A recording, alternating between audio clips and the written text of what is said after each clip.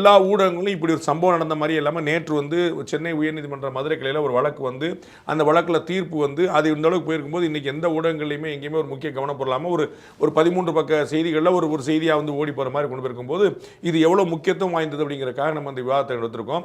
இந்த தீர்ப்பு வந்து ரொம்ப ஒரு வரலாற்று முக்கியத்துவம் வாய்ந்தது. இந்துக்கள் வந்து பெரிய அளவில் எதிர்பார்த்தது, அவர்களுக்கு வந்து ஒரு மனதளவில் ஒரு ஆசுவாசப்படுத்திக்கிறதுக்கு, அப்பா நமக்கு ஒரு போக்கிடம் இருக்குப்பா, நம்ம வந்து எல்லா இடத்தையும் புறக்கணிக்கப்பட்டால் கூட நம்ம வந்து கடைசியாக ஒரு அடைய வேண்டிய இடம் நீதிமன்றம்னு பல முறை சொல்லுவாங்க. ஸோ நீதிமன்ற கதவு தட்டுறதான் ஒரே வாய்ப்புன்னு சொல்லுவாங்க. அது நீதிமன்றம் வந்து எப்பவுமே மக்களுடைய நம்பிக்கைக்குரியது அப்படிங்கிறதுக்கு இன்னொரு முறை நிரூபிக்கப்பட்டதுன்னு பார்க்குறோம்.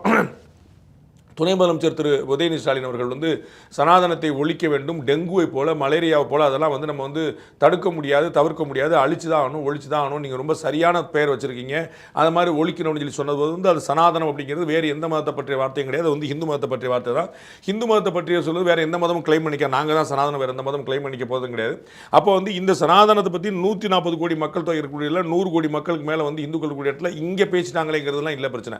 இது வெளிநாடுகளில் போய் பேசியிருந்தா கூட, நீங்கள் மலேசியாவில், சிங்கப்பூரில், அரபு நாடுகள் எங்கே போய் பேசினா கூட அங்கேயுமே தண்டனைக்குள்ளாகக்கூடிய ஒரு குற்றமாக இருந்திருக்கும், அந்த நாடுகள் இஸ்லாமிய நாடுகளாக இருந்தால் கூட.